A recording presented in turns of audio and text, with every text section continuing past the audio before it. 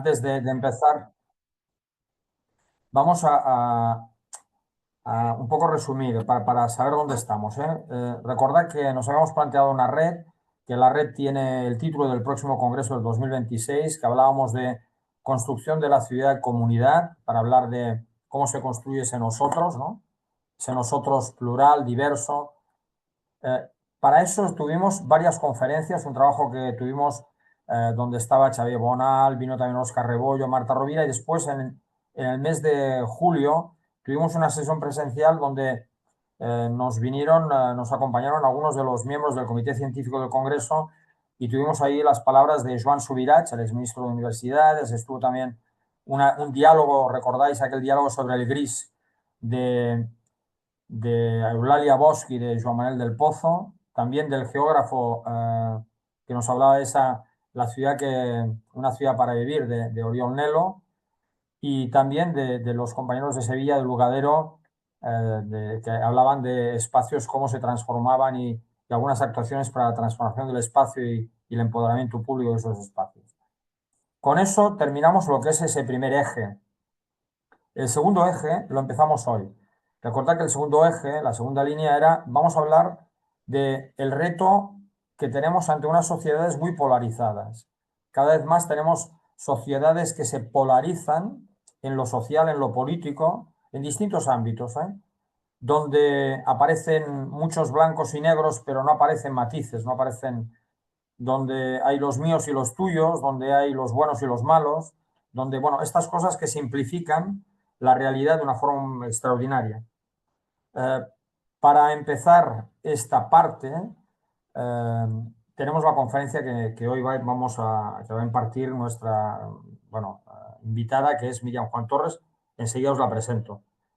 Deciros que en lo que hemos hecho hasta ahora, todas estas conferencias ahora están abiertas en nuestra página web. Entonces, vais a poder recuperarlas, incluso descargar estas conferencias, y en todo caso ahora Silvia os explica dónde encontrarlas. Todas las conferencias que hemos hecho en la red. Silvia, ¿nos puedes explicar? Sí, simplemente están cuando entráis a granollers.cat, en nuestra página oficial de Granollers, del Ayuntamiento. Ahora, como ya estamos empezando con la página del Congreso, hay una parte, veréis el logo de Ciudades Educadoras, del logo del Congreso, y allí hay un apartado que es exclusivo para nosotros, para la red, para esta red temática. En la red temática veréis todas las que hemos hecho hasta ahora, como bien ha dicho Albert, y todas las conferencias que podréis volver a escuchar, que están colgadas en YouTube y directamente os llevan. Ahora es como provisional, está dentro de... la web está dentro de la del ayuntamiento, pero más adelante, mirando hacia el Congreso, habrá una específica del Congreso. Y allí también os incluiremos a todos vosotros y todo lo que hemos trabajado hasta ahora. Ahora de momento es provisional y allí podéis ir viendo. Y la de Miriam también estará, para si queréis ir refrescando o queréis ir enviándoselo a algunos de vuestros compañeros. Yeah.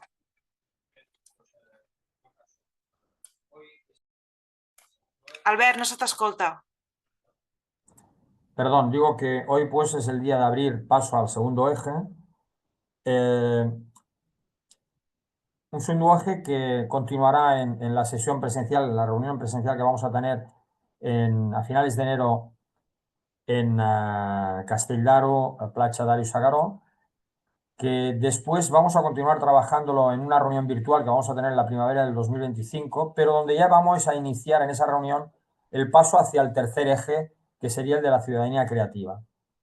Y la reunión presencial que vamos a tener en julio para terminar esta primera parte de la red va a ser para determinar un poco las conclusiones y de alguna forma desarrollar la publicación que tenemos que presentar a Viladecans para el mes de octubre.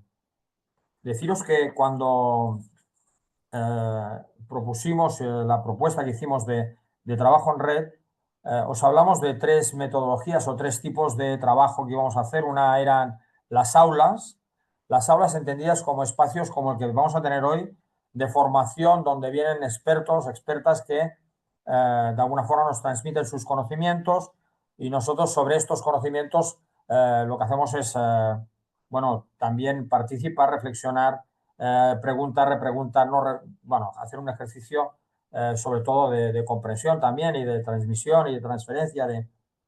Pero hablamos también de laboratorios. En cuanto a laboratorios, lo que queríamos hablar era de generar espacios de análisis sobre nuestros proyectos, sobre nuestros programas, sobre... de esto hemos hecho poca cosa, lo sabemos, igual que el espacio que llamamos taller, que era el de construir, de generar espacios compartidos para generar nuevos proyectos. Nos parece que en estos momentos en nuestra red merece la pena acentuar todo lo que son este espacio de conocimiento para que todo el espacio conceptual, el marco conceptual de cada uno de los temas que estamos hablando quede muy claro, tengamos bien asentadas las bases sobre las cuales después nos parece que sí que podemos hacer un trabajo más de laboratorio, de análisis, de coger nuestras experiencias, de compartirlas, pero sobre todo también de analizarlas, de ver y observar nuestros errores y generar algún taller de creación de proyectos que pueden ser comunes. Pero eso en todo caso lo dejamos para más adelante y nos parece muy interesante seguir insistiendo en esos espacios de formación con expertos, digamos que perfectamente reconocidos. Para la reunión de hoy hemos recibido por parte de vosotros alguna sugerencia que queremos atender.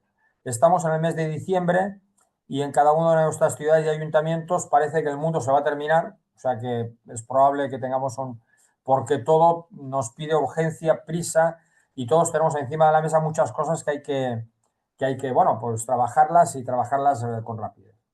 Entonces, si os parece, vamos a cortar y vamos naturalmente a tener la conferencia, la exposición. Vamos a dar un turno abierto a las palabras, a los comentarios, a las preguntas, lo que queráis hacer, de todo tipo de interacción con Miriam o entre nosotros sobre lo que hablemos, pero no vamos a hacer aquellas divisiones que hacemos en aquellas salas donde comentamos con 4 o 5 compañeros una serie de preguntas que os proponemos, porque en todo caso lo dejaremos para más adelante y de momento hoy intentaríamos terminar un poco antes. Si podemos terminar media horita o 3 cuartos de hora antes, mejor, porque así nos lo han pedido. Y por otra parte, porque, bueno, en todo caso, ya digo, lo podemos continuar después cuando nos veamos en la reunión de enero. Por tanto, lo haremos así y una vez Miriam nos dé su conferencia, haremos las preguntas, las reflexiones que toquen y los diálogos convenientes. Luego finalizaremos con la exposición, es decir, con Castellaro, que nos va a contar cómo preparan ellos la próxima reunión, esa reunión presencial. Nos van a dar indicaciones de carácter también logístico, de programa, cosas que nos quieren invitar a conocer. Y nosotros vamos a terminar brevemente dándoos también alguna información de cómo va transcurriendo los preparativos del Congreso de 2026. Por tanto, hecha esta explicación de qué es lo que vamos a hacer, dejadme presentar pues a la que es nuestra ponente hoy, que es Miriam Juan Torres. Miriam es investigadora y escritora multidisciplinar con experiencias en polarización, populismo autoritario y derechos humanos. Actualmente es jefa de investigación del programa Democracy and Belonging del Othering and Belonging Institute de la Universidad de Berkeley y es asesora de la organización Our Common Home. Ha sido consultora de la ONU en Ghana y Colombia. Ella es licenciada en Derecho por la Universidad Autónoma de Barcelona, tiene un máster de Relaciones Internacionales de la Universidad de Yale y actualmente es copresidenta también de la entidad británica Belong y miembro del patronato de Fundipau. Pues sin más, os dejo con Miriam. Buenos días, Miriam, y te estamos escuchando, deseando Genial. escuchar tus aportaciones. Y déjame también agradecerte que puedas estar con nosotros y que hayas aceptado nuestra invitación. Muchas gracias. Genial, muchas gracias y hola a todos y todos. Como decía Albert, sé que son semanas intensas. Imagino que si lo es para mí, aún más para todos los que estáis trabajando en ayuntamientos y en espacios locales. Así que aprecio que destinéis este tiempo aquí. Como decía Albert, trabajo para la Universidad de Berkeley en California, pero tengo la suerte de poder hacerlo desde Barcelona, así que obviamente no me estoy viniendo desde San Francisco. Em, pero voy a intentar hacer una presentación, intentaré que no alargarme muchísimo. También tengo tendencia a hablar bastante rápido, si que alguna vez me paso, por favor, me decís algo. Pero también quería invitaros, si os parece, a hacer preguntas o comentarios en el chat. Si llego a ellos voy a ir contestando y si no, pues podemos luego ir viendo en la sesión más de preguntas y reflexiones. Voy a compartirla en mi pantalla, así que si me podéis decir cuando se vea que se ve, y así me aseguro de que todo funciona correctamente. Ya se ve. Ok, perfecto. Genial. Pues, como decía Albert, lo que queríamos hablar hoy es sobre la polarización en 2024. Creo que fue el año pasado o el anterior que la palabra polarización se eligió como la palabra de moda en España. Es una palabra que hemos oído usar muchísimo y captura una serie de fenómenos y realidades bastante amplia. Em, pero muchas veces no llegamos a entender bien qué es a lo que nos estamos refiriendo o a cuál es el fenómeno en concreto.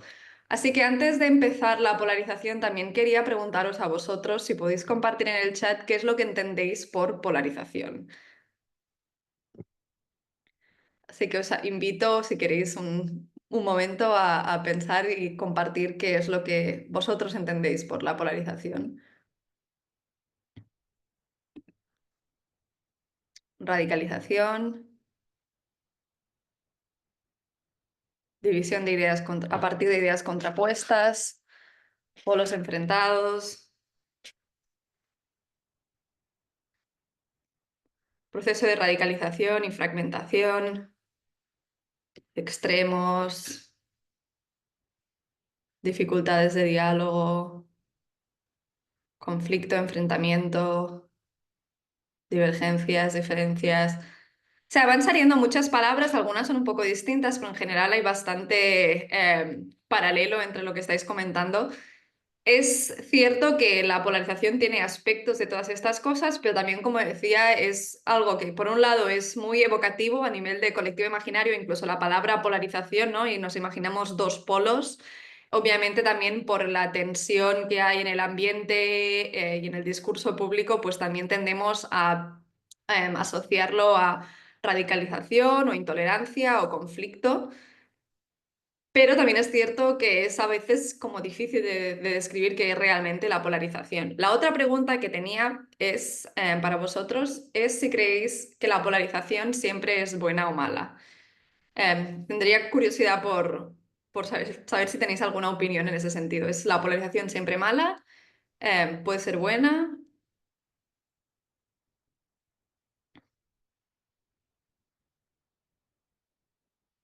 Si lo queréis compartir también en el chat, alguna reflexión. Puede ser intuitivo, no hace falta que sea algo muy pensado, sino más cuál es la reacción general.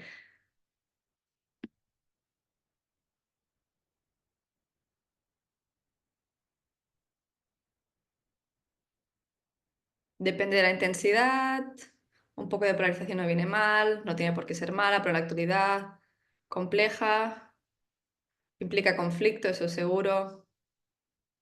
Es una pregunta un poquito trampa, voy a ir a ello también, porque hay minas. Obviamente, pues cuando hablamos de polarización solemos entender la parte del conflicto también. También obviamente somos seres humanos complejos y en cualquier sociedad y en cualquier relación, incluso de amistad o de pareja, el conflicto es natural, también forma parte, ¿no?, de la vida y del ser humano. Pero quería presentar estas dos preguntas al inicio de la sesión por dos motivos. Por un lado, porque incluso en la literatura académica no hay consenso sobre qué es la polarización. Podemos encontrar autores que la definen de diferentes maneras. Y también en la pregunta de si la polarización es siempre buena o mala, hay opiniones distintas. Pero yo creo que también depende un poco de cómo lo definamos. Mi objetivo hoy es plantear o compartir una serie de conceptos que nos van a permitir pensar sobre la polarización o usar el concepto de polarización como una herramienta analítica.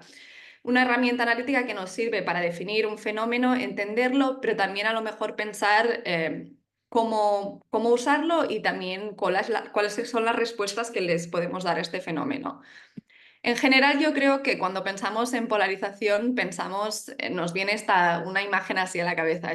Le pregunté a ChatGPT si me podía hacer una imagen de polarización, no sé si la podéis ver todos y todas. Y esta es la imagen que me daba, ¿no? Pensamos en una sociedad dividida en dos, conflicto, ¿no? La imagen, pues obviamente da a entender tensión, conflicto, una brecha que divide la sociedad prácticamente en dos grupos homogéneos. Voy a intentar retarnos a pensar de la polarización un poco de una manera distinta, pero desde dos marcos principales. Por un lado, podemos pensar en la polarización de tres maneras, y ahora voy a hablar de ellas, como proceso, estado o estrategia, y voy a ir a ello y puedo compartir la presentación también, obviamente, si a alguien le interesa. Y por otro lado, también podemos pensar de la polarización como polarización temática o ideológica. La polarización, como decía, la podemos ver como proceso, como estado o como estrategia. Yo creo que en general pensamos de la polarización como un estado, pero en el sentido de proceso hay autores que hablan de la polarización como un fenómeno que se trata de algo dinámico, de un proceso por el cual hay una serie de diferencias que paulatinamente se van alineando en torno a una sola dimensión. Y la gente empieza a percibir y describir la política y la sociedad en términos de los unos contra los otros, donde se crean identidades sociales y conflicto entre grupos. En inglés también hay la expresión conflict extension, que se usa para describir un poco la parte del proceso. La mayoría de literatura en polarización que tenemos es sobre Estados Unidos, pero creo que también en ciertos sentidos es emblemático. Cuando pensamos en proceso y en esa parte de extensión de conflicto en relación a identidades, podemos pensar, por ejemplo, que muchas veces en Estados Unidos se dice que cuando sabemos lo que piensa una persona sobre el aborto, podemos deducir también qué piensa esa persona sobre la posesión de armas, sobre el cambio climático, sobre derechos LGTB, etcétera, etcétera. O sea, hay unas identidades iniciales, pero luego todo se va alineando y se va generando esa brecha, esa polarización como proceso. La realidad siempre es más compleja y obviamente podemos encontrar individuos que tienen una multiplicidad de ideas o opiniones que no se forman de esa manera, pero sí que cuando hablamos de la polarización como proceso empezamos a pensar que se crea una identidad mayor que subsume muchas otras opiniones y en base a la cual percibimos la sociedad. Cuando hablamos de polarización como estado, nos referimos a cuando la polarización adquiere como un estado de equilibrio. Cuando nos encontramos en una sociedad dividida en un binario, en campos que desconfían mutuamente, en los que ninguno tiene tampoco incentivos para seguir una estrategia despolarizante. O sea, es un poco, cuando pensamos en estado, sí que es un poco más la que representa esa imagen de la que hablamos. Y finalmente, como estrategia, pensamos en polarización como cuando se usa instrumentalmente por las élites con el fin de obtener, ir o retener el poder. Y constituye, pues en parte, en desacreditar moralmente al otro. Cuando hablamos de élites, en la literatura de ciencia política hablamos desde una perspectiva muy amplia. Pueden ser élites en el sentido de políticos a nivel nacional o más local, pero también pueden ser líderes de opinión o otros emprendedores políticos que no necesariamente son políticos en el sentido más estricto de la palabra o en el sentido más electoral. En relación a la polarización como estrategia, quería hacer un poco un apunte aquí, ¿no? Porque solemos pensar en la polarización como un estado de las cosas, pero la realidad también es que la polarización es una estrategia que se sigue por una multiplicidad de actores. Una sociedad no está polarizada en binarios de esa manera de la que hablábamos ahora necesariamente, sino que también se produce y es un proceso dinámico. La polarización como estrategia es el uso pues, por ejemplo, el intento de movilizar votantes con discursos divisivos y demonizadores, con discursos maniqueos de los unos contra los otros, también la explotación de agravios existentes, el uso de chivos expiatorios, todas esas son estrategias polarizadoras. Por otro lado, también hablaba de la polarización como temática o como afectiva. Yo creo que hace unos años, si nos hubieran preguntado qué es la polarización, quizá pensábamos más en la polarización como polarización temática. Hay un tema en concreto y nos encontramos con polos de opinión. Esa es la parte, la polarización temática e ideológica, que en cierto sentido no es quizás la más tóxica o en la que nos centramos normalmente.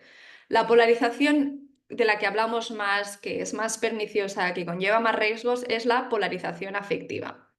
La polarización está extremadamente ligada a la identidad, y cuando hablamos de polarización afectiva es cuando hay una identidad de grupo a las que nos sentimos muy arraigados y empezamos a tener una visión muy positiva del grupo propio y una muy negativa, casi deshumanizada, del otro grupo.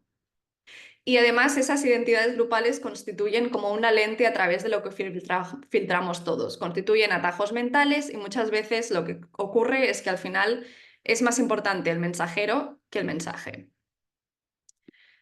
Quería preguntaros también, así si podéis compartir en el chat, en general, en España, en base a qué creéis que se produce la polarización afectiva.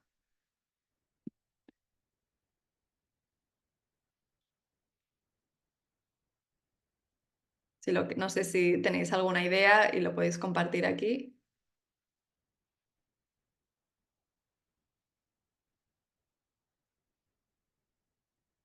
Temas de identidad nacional, políticas, raza, procedencia, territorio, interesante. Equipos de fútbol, grupos políticos, inmigración.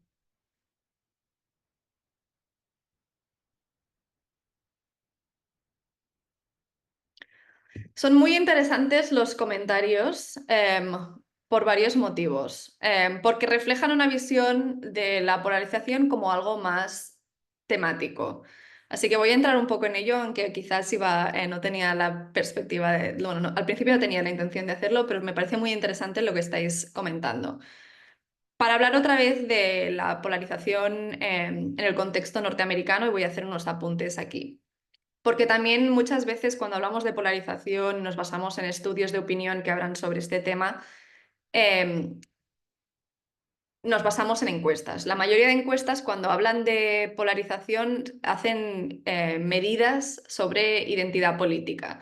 Así que normalmente se suelen basar en partidismo, o sea, la gente que se identifica con un determinado partido, o en el caso de España, cuando vemos bastante polarización afectiva, es más en la política de bloques. Yo imagino que no se nos escapa a nadie de los que estamos aquí que muchas veces... que la mayor o la principal lente de análisis de la política en España es bien la de partidos o bien la del bloque izquierda-derecha.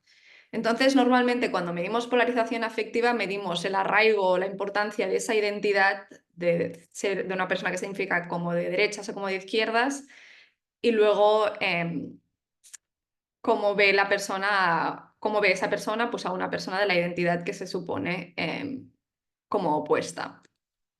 Pero también es cierto que hay determinados temas que entran en el discurso público y que se polarizan. Y en ese sentido, no necesariamente se desarrolla una identidad en base a, por ejemplo, mi opinión en la inmigración, pero sí que es una identidad que forma un atajo mental para identificarse con una identidad política. Y también hay determinados temas en los cuales vemos que son mucho más fáciles usarlos desde el punto de vista de la polarización como estrategia. Si se quiere dividir o polarizar para generar un ambiente tóxico que luego también permite avanzar en determinados tipos de discursos más extremistas o bien justificar políticas públicas que habrían estado fuera de lo normal, hay determinados temas que son más sensibles a la hora de polarizar y también de reforzar determinadas identidades políticas. Y para acabar también un poco más con lo que sería la parte más conceptual, y luego quiero hacer unos apuntes de cuestiones a tener en mente, también hay otra manera de ver la polarización, que es la polarización tóxica, lo que se llama polarización tóxica o perniciosa, que en realidad hace mucha referencia a la polarización afectiva. Cuando la polarización afectiva llega a unos niveles bastante importantes, se habla de polarización perniciosa, que es cuando la sociedad se divide en dos campos, un nosotros contra ellos, basándose en una única dimensión de diferencia que eclipsa a todas las demás. Pues, por ejemplo, como decía, pues ser de derechas y ser de izquierdas y el resto no importa. También se podría producir en un tema en concreto, pero sí que es cierto que la gente tiene menos tendencia a identificarse en base a solo un aspecto de la identidad relacionado con una política pública. Sí que es cierto que otras cosas que comentáis aquí, como por ejemplo la identidad nacional o la religión, sí que son identidades que pueden formar parte o que pueden aglomerar otras cuestiones. Ahora bien, cuando hablamos de polarización, hay varias cosas a tener en cuenta. Por un lado, hablaba ya de lo que llamamos la saliencia de un tema o la prominencia de un tema. A veces nos da la percepción de que un tema está muy polarizado cuando ese tema adquiere una relevancia mucho más importante en el discurso público. La prominencia de un tema en el discurso público, en el discurso político, puede ir fluctuando a lo largo del tiempo. Y el que esté más presente o no puede influir también en que ese tema en cuestión se polarice o que se ligue a una identidad. Por otro lado, también es muy importante, como decía, tener en cuenta toda la cuestión de las identidades. Pero ahí es donde vemos diferencias significativas que normalmente no son reflejadas en el discurso sobre la polarización y la división en una sociedad. En general, cuando pensamos en la polarización en una sociedad, pues nos da la sensación de que esta es la imagen, de que tenemos a la gente dividida en dos campos principales, ¿no? Luego podemos entrar en las condiciones materiales también, porque es un tema también importante.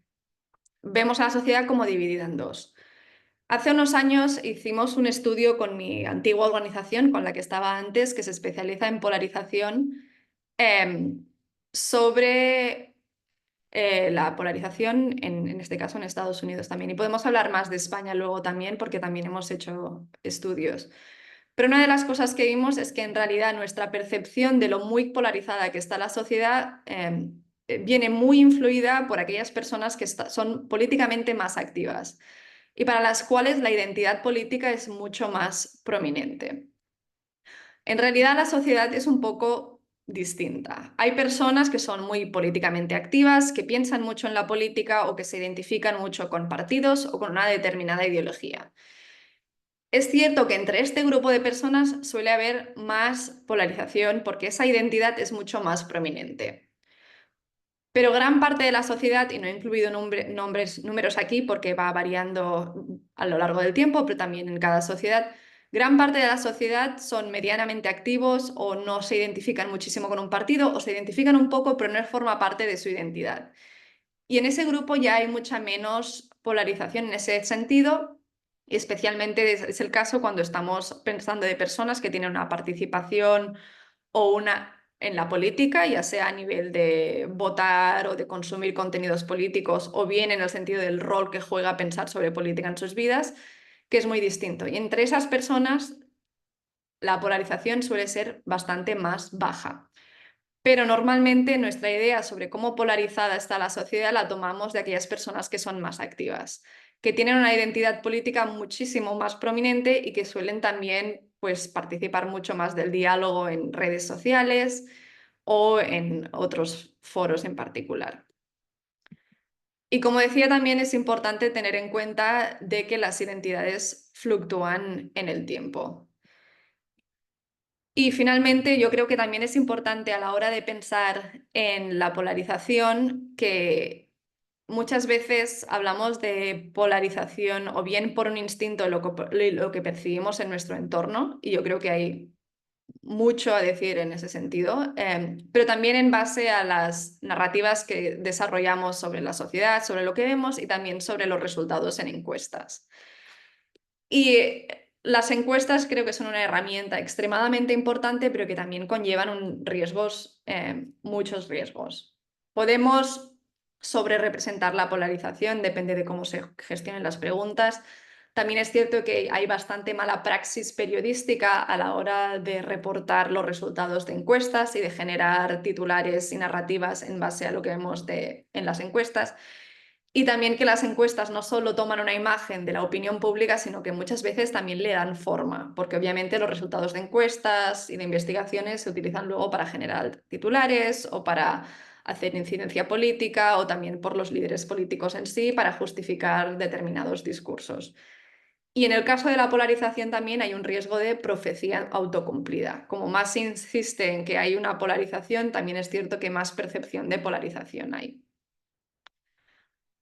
A la pregunta de si la polarización siempre es mala, como decía, hay discusión en la doctrina. Hace unos años, hace ya bastantes décadas, en una de las principales asociaciones de politología del mundo decían que uno de los problemas es que no había suficiente polarización entre los partidos. Eso, no, hablamos de los 60 en Estados Unidos, y que el hecho de que no hubiera polarización hacía que para el votante fuera muy difícil escoger quién representaba más sus opiniones, porque había demasiada confluencia. Obviamente estamos en un momento extremadamente distinto, pero creo que también pensar sobre la polarización, si es siempre buena o mala, podemos también pensar en la polarización no solo como estado, sino también, como decía, como estrategia. En el sentido de estrategia, no voy a entrar mucho aquí, aunque si queréis puedo entrar. La polarización se puede usar o bien para mantener un cierto status quo entre, en este caso, por ejemplo, partidos que tienen ya una cierta experiencia en la esfera pública y en la vida política para mantener el poder o para recuperarlo. Pero también es cierto que hay otras entidades, ya sean nuevos actores políticos o bien también pues, sociedad civil, que pueden usar la polarización como estrategia para transformar la sociedad. Pero hay actores que la utilizan para transformar la sociedad de una manera excluyente y pueden hablar, por ejemplo, de enemigos internos o externos, o luego para política transformadora incluyente. Y en ese sentido, pues recordaba los comentarios del inicio de la sesión sobre cómo construimos un nosotros plural y diverso. Nosotros en el instituto trabajamos muchos temas de otredad y pertenencia, pero podemos pensar de la polarización como una estrategia momentánea para una política transformadora incluyente en movimientos de defensa de los derechos y libertades fundamentales, por ejemplo. En ese sentido, usar la polarización como herramienta también lleva a una serie de consideraciones, porque hay impactos a corto o largo plazo y también, pues sí, realmente puede llevar a conseguir el cambio social que se pretende o no. Son preguntas a hacerse y plantearse. Ahora bien, la polarización, sobre todo cuando hablamos de esa polarización afectiva, la que lleva a ver al otro como enemigo, a que lleva a que tengamos una identidad determinada que subsume todo lo demás, que es muy importante en cómo nos autopercibimos a nosotros, nuestro propio grupo y cómo identificamos a otro grupo, lleva una serie de riesgos. Por un lado, puede llevar a una sensación de polarización mucho mayor a lo que son las diferencias reales a nivel de políticas públicas.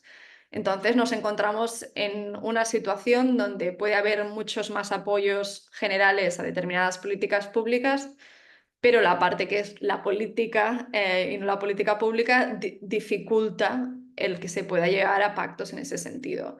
Es una polarización afectiva tóxica y se convierte casi en un hiperproblema que impide la resolución conjunta a problemas colectivos.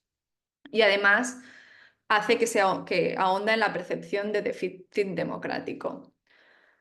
La polarización afectiva, cuando llega también a esos extremos, influye mucho en nuestra indignación moral, porque lo vemos todo en esos términos de unos contra los otros, el otro como alguien que presenta como una amenaza existencial, y el estar constantemente indignado también lleva consecuencias. Una de ellas puede ser pues, un estado generalizado de ansiedad, pero también puede ser la desensibilización pues, a discursos o propuestas extremas. Y el estar polarizado afectivamente, como vemos todo a través de esa lente de nuestra identidad de grupo y el enemigo, también sesga cómo procesamos la información. Como decía, pues importa más el mensajero que el mensaje. En sus casos más extremos, La polarización afectiva puede llegar también a la deshumanización del otro, que facilita que luego se produzca la violencia política, y obviamente también contribuye al auge del populismo autoritario, que es uno de los temas en los que yo me centro también. Y en último término, a la justificación de políticas públicas extremas. Sé que tenemos poco tiempo, así que no voy a entrar, a no ser que me lo pidáis, en quizá la parte más de causas y también las estrategias de despolarización. Pero si queréis, para poder tener tiempo de reflexión y preguntas, si queréis, pues sí que lo puedo comentar. Simplemente hacer 2 apuntes finales. Nosotros en el instituto nos centramos mucho en esa sensación de pertenencia y cómo construimos el nosotros plural y diverso. Así que encantada de seguir conversando sobre ese tema también y obviamente los riesgos que la polarización o los impedimentos que conlleva. Y también compartir que bueno, yo acabo de publicar un estudio sobre el auge del populismo autoritario en las democracias contemporáneas. Así que si a alguien le interesa, encantada de compartir eso también.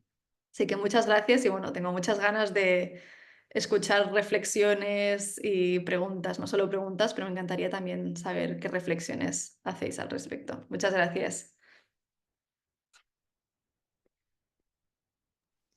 Muy bien, pues adelante. Muchas gracias, Miriam. Creo que es el momento pues de que aparezcan estas preguntas, estas reflexiones, opiniones, comentarios. Adelante. Si levantáis el brazo me vais, yo os voy dando entrada y paso.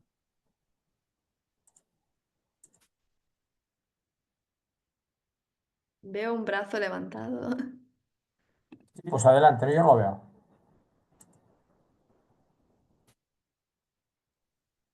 No sé si somos nosotras.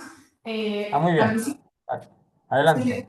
sí, soy Lourdes de Quart de Poblet. A mí sí que me gustaría que, aunque fuera, sé que has dicho que no daba mucho tiempo, pero a mí sí que me gustaría, aunque fuera así por encima. Pedimos, perdona, yo te estoy viendo un poco mal. Si acercas el micro. A mí sí que me gustaría que, en la medida de lo posible, aunque fuera dieras unas pinceladas sobre las posibilidades de despolarización y algunas estrategias desde lo municipal, desde lo local, si es posible. Sí, voy a compartir otra vez la pantalla un momento, entonces. Obviamente no estaban pensadas lo que estaba compartiendo aquí a nivel de lo local, pero creo que sí que hay una serie de apuntes que pueden ser importantes y también me gustaría entender o bueno, oír cuáles son vuestras reflexiones en relación a esto.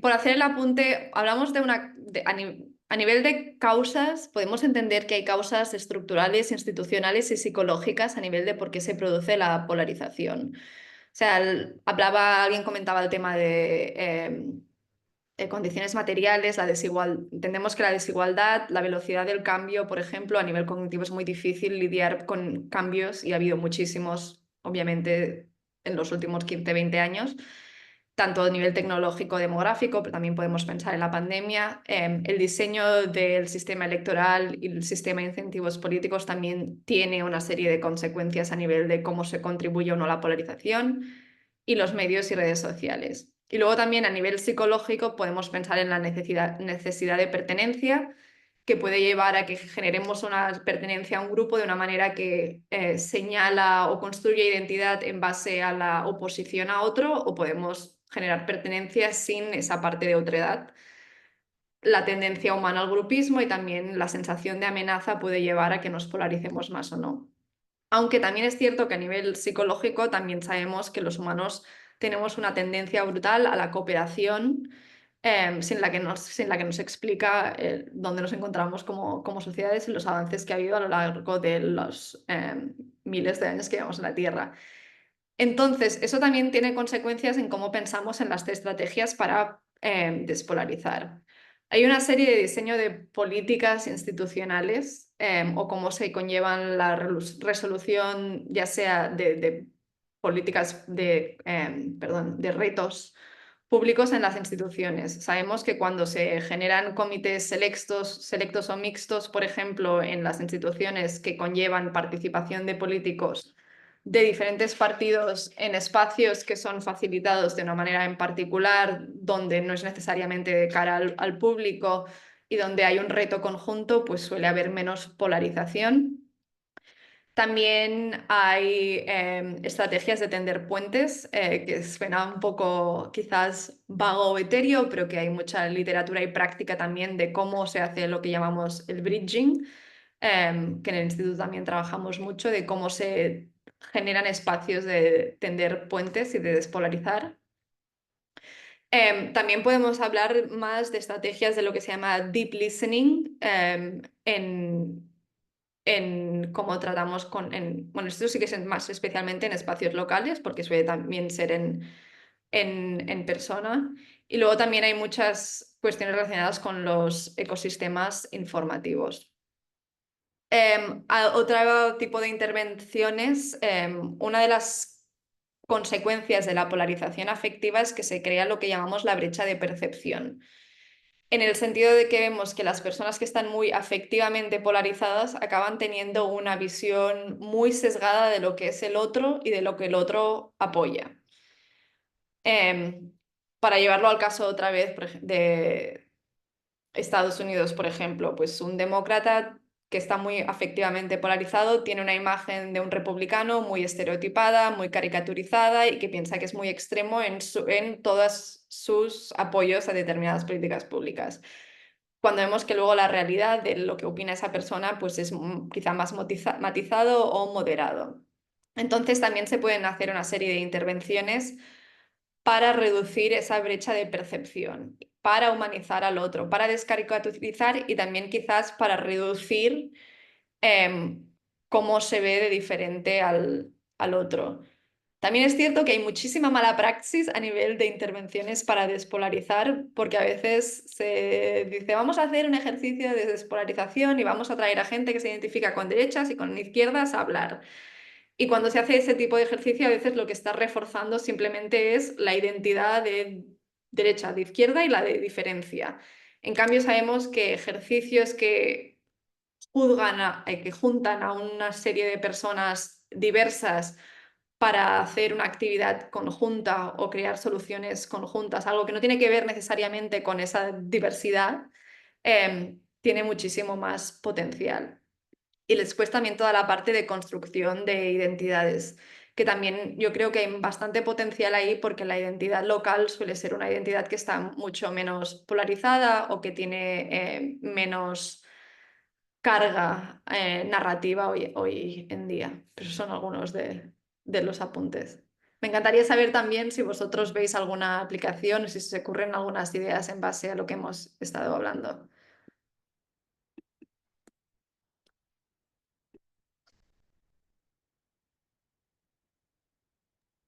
A mí me gustaría hacer una pregunta, no sé si se puede, ¿sí? Por lo que te refieres al tema de lo local y esta cuestión de la polarización, yo hablo de la experiencia que tenemos aquí en Diputación de Barcelona sobre el trabajo que estamos haciendo con los ayuntamientos, en temas de conflictos en los espacios públicos, en las comunidades de vecinos, etcétera. Observamos, sí, una cierta polarización, sí, en cuanto a las relaciones que se mantienen entre vecinos, vecinas, entre jóvenes y personas adultas, ¿no? Por ejemplo, en la utilización de los espacios públicos está clarísimo. Las personas adultas que tienen bastante más nivel, digamos, y capacidad eh, digamos, de poder hablar con el político y son personas que tienen mejor visión e imagen, que tienen mayor poder de agencia que no los jóvenes, pues efectivamente hay ¿no? Bueno, exacto, una tensión fuerte entre jóvenes y personas adultas mayores, ¿no? Para nosotros, o sea, nosotros para ese tipo de cuestión, de tensión, utilizamos una práctica que es la mediación.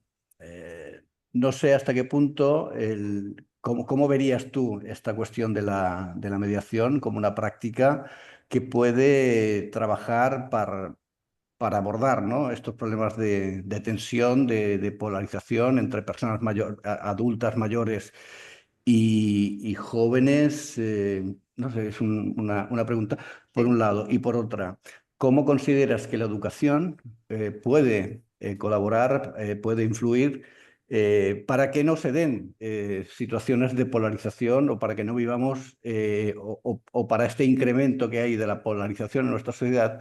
¿De qué manera la educación puede actuar? Hmm. Em, Son preguntas muy buenas en el sentido de que, por ejemplo, ese apunte sobre la diferencia intergeneracional, en base a lo que entendemos como polarización en la literatura, no hablaríamos de polarización. Hablaríamos de desigualdad. En este caso parece que estamos hablando de una división intergeneracional. Desigualdad también en acceso al poder, o en ese sentido, y de conflicto. Y no todo conflicto es necesariamente polarización. Claro. También creo que en la parte intergeneracional es muy interesante la parte que hablaba de narrativas y profecía autocumplida, porque muchas veces se ha hablado muchísimo de la brecha generacional, de la división entre generaciones. También se ha puesto mucho de moda hablar de que sí, los millennials y los boomers y los Gen Z. Y luego cuando se ha ido a hacer estudios y a realmente intentar ver si se produce polarización entre generaciones, vemos que la realidad es que muy poca o muy diferente a cómo se produce la polarización, por ejemplo, a nivel de identidades políticas. Y creemos que uno de los motivos por los que esto sucede es porque todos tenemos familiares y seres queridos de otras edades, y eso en cierto modo produce ciertas protecciones, y luego también porque todos vamos a envejecer y todos hemos sido jóvenes también. No necesariamente toda persona que ha sido de izquierdas es persona de derechas o viceversa, o ha hecho una... Eso no quiere decir, no obstante, que no haya conflicto, que no pueda haber muchísima tensión, y que no puede haber incluso situaciones de extremismo o violencia. Obviamente sí que lo puede haber, pero a nivel social es algo distinto a la polarización. Ya. Y en ese sentido, obviamente, siendo conflicto y tensión, pues estrategias de comunicación no violenta, de mediación, son herramientas extremadamente importantes. La educación, yo creo que es generalmente fundamental, pero que también no debemos confundir el hecho de que la polarización o la educación no es la solución a todos nuestros problemas. Es como algo de base, pero muchas veces las personas que más polarizan son personas extremadamente educadas. Y entonces también tenemos que hablar de qué es lo que hablamos por educación. Si hablamos de educación formal, de acceso a la universidad, incluso másteres, doctorados, lo que tú quieras, pues personas que polarizan mucho y de una manera muy tóxica o que están muy polarizadas son personas también que tienen mucha educación. Y además también se ha visto en algunos estudios que esa brecha de percepción de la imagen sesgada del otro a nivel de ideología política es mayor entre personas que tienen más niveles de educación. O sea que en ese sentido yo creo que también es qué tipo de educación hablamos. Y también generar educación en relación a el impacto de la polarización, de la división, del uso de la polarización como estrategia, y también generar conciencia de que el ir a polarizar una sociedad, el ir a crear división, es una estrategia que se usa expresamente para generar conflicto y atacar a la cohesión social y poderse aprovechar de esa situación. Y es una de las intervenciones que a veces también se ve entre personas que han sido más target o diana de la polarización para generar determinado comportamiento político, que a veces exponer a cómo han sido manipuladas o usadas o cómo se usa la polarización, pues ayuda a desradicalizar, por así decirlo. Ok. Baracaldo tiene la mano Sí, levantada. sí, opa, ¿se nos escucha? Sí. Sí, muy bien. Vale. Nada, bueno, un par de cuestiones, sobre todo una que la he anotado en el chat y pensaba que se me iba a responder desde ahí. No pasa nada. Me cuesta entender o nos ha costado entender un poco, o igual es que lo hemos entendido mal o yo lo he entendido mal. Cuando hablas de utilizar la polarización como estrategia, desde el punto de vista de la estrategia, hacerlo como política incluyente. O sea, con un fin de política incluyente. No sé, igual conceptualmente no lo veo, ¿no? Porque al final, si entendemos la polarización como eso, ¿no? Dos formas de entender una realidad concreta desde dos ámbitos prácticamente opuestos, ¿cómo puedes hacer para que desde ahí se pueda hacer una política incluyente? Ya digo, igual no lo he entendido yo bien, pero me gustaría poder aclarar. Y luego, respecto a reflexiones de esto último que ha salido, en esas, vamos a decir, estrategias o metodologías despolarizadoras, pues se me ocurre que también a nivel local, no sé si puede servir como ejemplo, igual Miriam, tú nos lo puedes confirmar, si las ya clásicas o cada vez más habituales estrategias antirrumores que se pueden dar, ¿no? De cara a eliminar determinados prejuicios, determinadas imágenes, puede ser una estrategia en ese sentido, ¿no? Y bueno, estas dos cosillas. Vale. No, es normal que no se haya entendido mucho porque no entra, como he dicho, no he entrado mucho en el tema. Pero en ese sentido, hablábamos de política transformadora, que puede ser o excluyente o incluyente. Y la diferencia principal es la motivación política y el focus discursivo sobre cada tipo de estrategia. En el sentido de una política transformadora incluyente, es cuando, por ejemplo, hablando a nivel discursivo o narrativo, la motivación principal es la exclusión de sectores o grupos que con anterioridad han estado marginalizados, versus a usar la... No sé si estabas hablando, he visto que comentabas algo, pero no sé si era para mí o no. Pero son patrones de polarización a nivel discursivo que tienen una motivación distinta y también un target distinto. Y aquí es cuando la parte de la otredad y la identificación de grupos forma una parte importante también de cómo vemos. En ese sentido, también cuando hablamos de política transformadora incluyente, muchas veces hablamos también del rol de sociedad civil y también de ciudadanos en demandar y movilizarse para el cambio. O sea, es como bastante más complejo y no forma parte solo de lo que usen actores políticos. Y también creo que hay que tener en cuenta no solo cuál es el mensaje, sino también el mensajero. Porque en un contexto muy polarizado, pues quien sea el mensajero a lo mejor, o quien es la persona que está haciendo el discurso, a lo mejor ya puede tener un peso relevante que se superpone incluso al contenido. Pero en general forma parte de lo que comentaba, la motivación y luego cómo se articula el discurso en relación al quién se identifica como grupo, como enemigo y si se hace esa identificación de grupo o enemigo. También se habla de diferentes estrategias a la hora de conseguir cambio social, lo que se llama block, bridge or build, que es bloqueo, tender puentes y construcción, que puedo compartir un poco también links más adelante, porque son diferentes tipos de estrategia que también están relacionadas con quizás polarizar, sobre todo la parte más de bloqueo. En relación a las estrategias antirrumores, seré muy pesada porque la respuesta es sí y no. O sea, por un lado es importante hacer esas estrategias antirrumores, pero también sabemos por psicología social que muchas veces, sobre todo si estás polarizado, pero tendemos a cuestionar la veracidad de esos hechos o mensajes que ponen en duda lo que ya pensamos y aceptar como veraz aquello que confirma la opinión que ya tenemos. Entonces, como decía, la parte del mensajero es muy importante porque muchas veces a lo mejor están cuestionando un bulo, que es además un bulo muy evidente, pero yo me lo creo y es una estrategia de combatir ese bulo que además viene de alguien que yo percibo como el otro, simplemente va a reforzar mi creencia en el bulo. Porque si es mi enemigo el que me está diciendo que estoy equivocada, pues seguramente voy a decir, obviamente por eso está. O sea, en ese sentido hay un lugar y un espacio y es importante, pero también hay muchos factores a tener en cuenta y a ser conscientes también de que la parte de identidad y de la psicología humana influyen muchísimo en la eficacia de esas estrategias y que aunque sean importantes no pueden ser las únicas.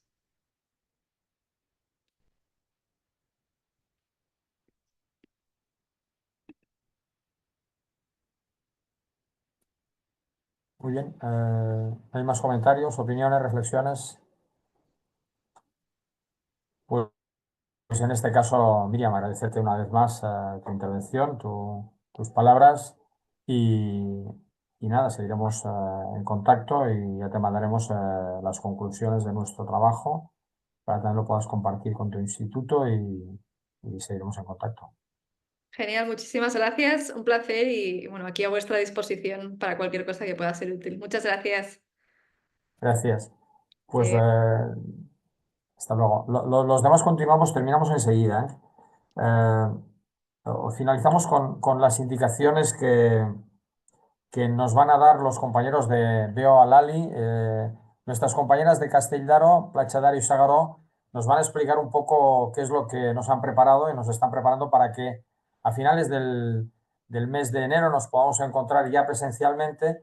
Deciros que en ese encuentro, algo que no hemos podido hacer hoy, lo vamos a hacer también en Castelldaro, que es poner encima de la mesa nuestra situación en lo que tiene que ver con procesos de polarización social, en fin, político y de otro tipo, ¿no?, que podamos tener en la ciudad, y un poco hacer un poco de laboratorio y hacer preguntas para ver qué, cómo y de qué forma afrontamos determinados retos o determinadas situaciones, ¿no? Por tanto, doy la palabra a Lali o Ana, no sé, y nos contáis, nos explicáis. Estamos ansiosos de conocer. Muy bien. ¿Me oís todos? ¿Sí? Sí. Vale. Buenos días. En primer lugar, un abrazo enorme a Valencia y en segundo, el agradecimiento a Granollers por habernos dado también esta oportunidad de que podamos organizar la próxima reunión temática presencial en nuestro municipio. Veréis que tenemos un nombre de municipio muy largo, de Castelldaro, Platja d'Aro y Sagaró. Somos el mismo municipio con 3 núcleos, tenemos una distancia entre núcleos de unos 2-3 kilómetros, pero es una información importante para que luego pues, os podamos explicar cómo somos organizados ciertas cosas. En un primer momento, el planteamiento de la jornada en cuanto a horarios es similar al que hacen los compañeros de Granollers. Estamos trabajando con ellos y os haremos llegar información más completa. Tenemos previsto hacer la jornada 30 y 31 de enero de 2025, que es un jueves y viernes. La jornada empezaría el jueves a las 4 de la tarde y ya os digo que es un formato muy similar. Entonces, cosas que os tenemos que decir y de las que os pasaremos información, ¿vale? Pasamos a los compañeros de Granollers, que creo que también os lo han facilitado, una relación pues, de establecimientos, de hoteles que podíais mirar si os podían interesar en Platja d'Aro. Naturalmente, esto es una lista de hoteles con los que hablamos, que nos aseguramos que en enero estuvieran abiertos y que también de alguna manera hacían una tarifa un poquito especial. Por lo tanto, contando de que todos tenéis el alojamiento en Platja d'Aro, lo que son los traslados hasta Castelldaro, tenemos un espacio, un centro cívico, un espai que le llamamos Escolas Bellas. Todos estos traslados serán a cargo del ayuntamiento. O sea que cuando nos tengamos que desplazar entre núcleos, en esto no os tenéis que preocupar. Entonces, para llegar aquí a Platja d'Aro, depende de cómo vengáis, si venís en vehículo particular. Si venís en tren, hay 2 maneras de llegar. Una sería llegando hasta Girona y desde Girona podéis coger hasta Platja d'Aro un autobús, podéis coger un taxi o llegando hasta Caldas de Malavella. Hasta Caldas es más cercano, hay unos 23 kilómetros, pero si venís hasta Caldas, ahí sí que os tenéis que desplazar hasta Platja d'Aro en taxi. Son 23 kilómetros, pero hay 2 autobuses al día y que coincidáis con estos autobuses es complicado. Os pasaremos toda la información, más o menos el precio del taxi entre Caldas y Platja d'Aro pues son entre 55 y 70 euros y entre Girona y Platja d'Aro entre 80 y 100 euros, pero sí que desde Girona hasta Platja d'Aro hay muchísimos más autobuses. Haremos, bueno, como también organizan los compañeros de Granollers, un Google Forms y ahí os preguntaremos ciertas cosas. Por ejemplo, si empezamos la jornada el jueves día 30 a las 4 de la tarde, pues si vais a ir directamente a Castelldaro o vais a venir primero al hotel en Platja d'Aro, con lo cual nosotros ya facilitaríamos también un autobús para podernos trasladar a Castelldaro. Aparte de las actividades que haremos, pues tened en cuenta que la cena del jueves día 30 es una cena que va a cargo de nuestro ayuntamiento.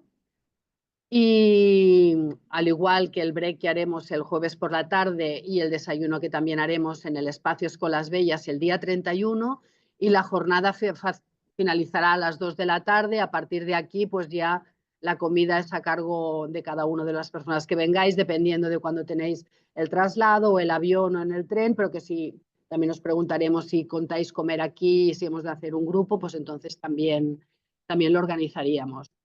La jornada, aparte de las conferencias, que también toda la gestión, o sea, deciros que la gestión también técnica de charlas y todo, pues lo estamos trabajando, pero lo están gestionando sobre todo pues Albert, Silvia y Puri.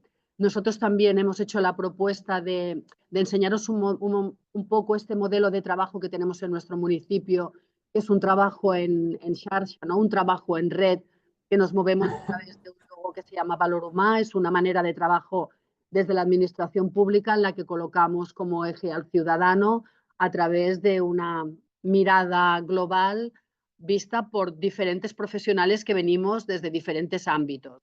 También tenemos previsto realizar una serie de visitas de estudio en las que mostraron pues, cómo son nuestros equipamientos y de qué manera hemos gestionado servicios públicos en un municipio que somos 13.000 habitantes durante todo el año, pero que en verano llegamos a ser 150.000. Con lo cual, pues bueno, hay una gestión pues muy variada y encontrar un equilibrio entre todos los visitantes y entre todos los ciudadanos, que la mayoría pues trabajan en el sector servicios, y también hemos de pensar en ellos porque hay una época de desconexión, exceso de trabajo y muchas cargas familiares complicadas de gestionar, pues para todos aquellos que tienen hijos y que tienen que trabajar pues en hoteles y en tiendas con unos horarios bastante imposibles. Entonces, bueno, el motivo también de la intervención de hoy es deciros que, bueno, que estamos súper contentos. Estoy acompañada de Ana, que la veréis por aquí por una pantalla al lado. Antes compartíamos pantalla, que es la técnica de educación. Os esperamos a todos con los brazos abiertos, que a muchos de vosotros, bueno, ya nos hemos ido conociendo cuando nos hemos visto en Granollers, y que tenemos muchas ganas de recibiros aquí. No sé si a nivel técnico Albert quiere hacer alguna aportación más sobre las conferencias o las ponencias. No sé. No, simplemente damos fe del entusiasmo de nuestras compañeras de Castell d'Aro y de Platja d'Aro y S'Agaró, es decir, ese entusiasmo por acogernos y porque esa reunión la tengamos ahí, que va a ser un lugar maravilloso, un encuentro fantástico, y que esa experiencia que nos quieren contar de Valor Humà os la recomiendo muy especialmente. Creo que va a ser muy interesante la propuesta que vamos a hacer de conferencias, de reflexiones y demás, pero conocer ese proyecto que están trabajando en Castell d'Aro os aseguro que es muy interesante y merece mucho la pena, además de algún recorrido, alguna visita que también nos tienen preparado.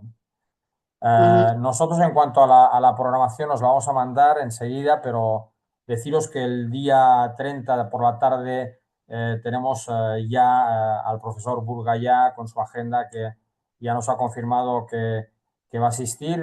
Él nos va a hablar justamente de una parte que sería la continuación de lo que nos ha hablado ahora Miriam, ¿no? Él nos va a hablar sobre todo de la importancia que tienen las redes, el mundo digital, de la polarización en el sentido de cómo y de qué forma pues nuestros dispositivos móviles, nuestro acceso a Internet, no solo nos hace menos libres de lo que queríamos en un momento, sino quizás todo lo contrario. Él habla en su libro, en una publicación que es Manada Digital, habla del hiperfeudalismo tecnológico. Y bueno, eso creo que va a ser muy provocativo, muy interesante.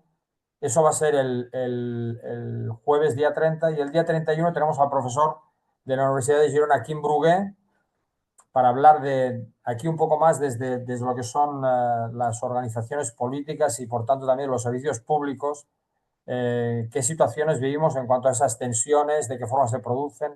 O sea, aquí vamos a estar mucho más en nuestras realidades más concretas, y finalmente vamos a tener una mirada hacia, bueno, cómo podemos revertir situaciones y una mirada desde la esperanza de cómo construir ciudadanía crítica para que sea más libre y responsable, con Angélica Sátiro, con Jean Willis, que es un periodista, abogado y político y brasileño, pero que en el mes de mayo va a estar en Granollers y que nos va a aportar experiencias personales y también conocimiento, porque está terminando un doctorando, está como doctorado, a punto de doctorarse justamente, y en su tesis doctoral se habla fundamentalmente de la construcción de las fake news, de cómo se construyen relatos falsos y llegan y de alguna forma toman esa posverdad o esa verdad en fin, falsa y que sabemos la influencia que tiene. Por tanto, bueno, muchas ganas de estar ya en enero en Castell d'Aro, y os iremos informando de cuestiones logísticas y también en cuanto a programación. Solo un comentario antes de terminar, porque Rubén habló antes de esa polarización influyente, entonces Miriam ahí le estuvo respondiendo. A mí únicamente me vino a la cabeza, pero bueno, lo hablaremos, pero es que algo que ahora justamente por una actividad que estamos haciendo en Granollers, me vino a la cabeza la imagen de Rosa Parks. Sabéis que Rosa Parks es esa mujer que no se levantó, ¿no? Estaba en un autobús que era segregado y entonces no se levantó. Yo creo que hizo, juntamente con el movimiento de derechos civiles de los Estados Unidos de los años 60, era una actitud que de entrada era polarizar, es decir, de unos contra otros, contra el status quo, ¿no? Pero en una dirección que era una dirección claramente inclusiva, es decir, bueno, es que queremos una América de todos, no una América de unos cuantos, ¿no? Pero que, sin embargo, y en aquel momento eso estaba creando una situación de polarización. No sé si eso es, pero bueno, lo comento porque se me ocurrió, ¿no? Cuando Rubén lanzó la propuesta, la idea de cómo puede ser una cosa y otra. Y no lo sé. Termino únicamente ya dando información de cómo estamos avanzando en la preparación del Congreso. El Congreso Internacional del 2026, creo que esa olla desde Vitoria que me preguntaba. A ver, el Congreso lo vamos a hacer en el mayo del 2026, la última semana de mayo de 2026 o la primera de junio. Estamos todavía, hasta el marzo no lo vamos a poder decidir por cuestiones que tienen que ver con nuestros alojamientos. Es decir, aquí en Granollers, ya sabéis, está el circuito de Fórmula 1, el circuito de Cataluña, y entonces, en función de la fecha de la celebración del Gran Premio de Fórmula 1 del 2026, lo vamos a hacer una semana u otra. Si coincidiera en mayo, que fuera, pues tenía que ser en junio, la primera de junio, y si no, la última de mayo. O sea, vamos a estar ahí, en esa quincena. Deciros que estamos trabajando ahora mismo el Congreso y lo estamos preparando con 4 comisiones ciudadanas que estamos ahí sacando, bueno, muchas ideas, muchas propuestas, ya os iremos contando. Como os ha contado Silvia, estamos ya trabajando en el nuevo web. La web que vamos a tener va a incluir también a nuestra red. Veréis que es un web muy dinámico, en fin, esperamos que quizás a finales de enero no, pero en febrero va a estar activo seguro. Que en estos momentos, hoy mismo ya tenemos el contrato para la adecuación, todo lo que tiene que ver con cómo va a ser el Palacio de Deportes convertido en Palacio de Congresos, el contrato para que, en este caso, una empresa pueda hacer toda la memoria técnica, todo el plan director de adecuación de este espacio, que es un espacio muy grande, en Palacio de Congresos, que estamos trabajando también con las escuelas. Esta semana tenemos algunas reuniones y en estas comisiones ya ha salido para empezar a hablar de un congreso de niños, que no únicamente va a ser el congreso de niños de aquella semana, sino que lo vamos a hacer durante todo el curso. Por tanto, es muy probable que ahora cuando nos veamos en el mes de mayo en Castelldaro, tengamos alguna propuesta también para vosotros, en cuanto a ese congreso, para que vuestros niños también puedan participar y ser congresistas y dar sus opiniones sobre los retos que nos planteamos. También deciros que el Comité Científico está trabajando en el programa, que el día 18 tenemos una reunión plenaria donde queríamos ya terminar y configurarla, por lo menos en cuanto a nombres, para luego proceder ya inmediatamente a su contratación, a su agenda. Por tanto, espero que a finales de mayo podamos ya tener una parte muy importante del programa terminado y deciros ya nombres, ponentes, diálogos, etcétera. Y que por otra parte estamos trabajando con distintas instituciones culturales para crear una comisión cultural. En este sentido, recientemente estuvimos en Italia y hemos hecho algún contacto en este caso, con 2 museos, el Museo de Pescara y el Museo de Arte Moderno y Contemporáneo de Bolonia, que seguramente se van a incorporar a este grupo para trabajar en este ámbito más concreto de la cultura, que va a tener un espacio también en nuestro congreso. Y nada más, creo que estamos a las 11:21. Habíamos hecho un propósito que era terminar aproximadamente en 1 hora, 1 hora y media para poder hacer un poco más corta la reunión. Hemos cumplido en cuanto a la conferencia, al conocimiento, al aula, en este caso de temas de polarización, que abrimos este segundo eje. Y si no tenéis más preguntas a ver, veo el chat un momento. Yo solo quiero decir, Sayoa, que no sé si querías decir el encuentro del 2025, aún no tenemos las fechas. Es decir, vamos un poco, yo creo que en enero en Castelldaro los podremos decir. Ya sabremos la online y la del 2025. No sé si Sí. respondo. Las jornadas de verano de 2025, esas que hacemos la nuestra reunión en verano,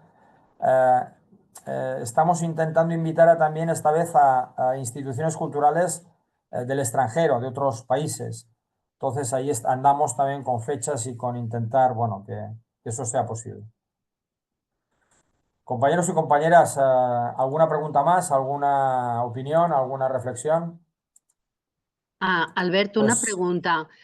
Perdona, cuando estabas hablando de congreso de infants, de congreso de niños, que lo queréis sí, desarrollar durante todo el sí, año, sí. ¿estáis hablando de un congreso que sería en el mismo año que haréis el Congreso Internacional 2026 y por lo tanto curso 2025-2026? Efectivamente, Vale, de acuerdo. efectivamente. La idea es de que nuestros niños y niñas puedan ser congresistas del Congreso, pero no únicamente en el espacio-tiempo del Congreso, o sea, mayo 2026, que también, sino que de alguna forma a través de una metodología de filosofía 318, con expertos que nos están ayudando, podamos generar todos unos materiales para que los profesores, dentro de lo que es su currículum, es decir, sin añadir más cosas a su tarea, sino dentro del propio currículum escolar, puedan desarrollar, digamos, prácticas congresistas como si fueran, no como si fueran, siendo congresistas de nuestro Congreso, es decir, atendiendo a las reflexiones y a las preguntas que nos estamos haciendo nosotros y van a hacer también nuestros ponentes y a sus intervenciones, y que ellos puedan pensar sobre ello, ¿no? Puedan pensar de cómo hacemos un nosotros que sea inclusivo, donde todos, cómo hacemos para de alguna forma aprender a pensar y ser críticos y ser libres, y cómo hacemos para poder ser más creativos y solucionar mejor nuestros futuros. Entonces esto probablemente tenemos información y a los que queráis pues os invitaremos a compartirlo y para que también vuestros niños puedan ser congresistas y les podamos dar, en fin, su tarjeta y añadirlos al Congreso de Granollers y puedan participar. Perfecto, muchas gracias. Ya los podéis apuntar. Muy bien. Pues, oye, queridos, un abrazo a todos, especialmente Marina Valencia. Muchos recuerdos, mucho ánimo, un abrazo bien fuerte. Y a todos y todas nos vemos con mucha ilusión. Bueno, también veo a los compañeros de Viladecans, a los que con ellos compartimos, en este caso, su preparación para el Congreso Nacional, el encuentro nacional que van a tener en octubre del 25, que ya sabemos que va muy avanzado y ahí están haciendo mucho trabajo también. Nos vemos pronto, nos vemos en Castelldaro. Con Lali hemos ya pedido el tiempo, o sea, y sabemos que va a ser un tiempo precioso y es maravilloso el Mediterráneo en finales de enero, una luz cálida, maravilloso. No se lo pierdan. Un abrazo a todos. Gracias. Chao. Hasta luego, merci. Hasta luego. Adiós, buenos días, buen día. Buen día, buen día. Adeu, gràcies. Adéu, moltes gràcies. Adéu, moltes gràcies. Gracias, buen día. Gràcies, bon dia a tots.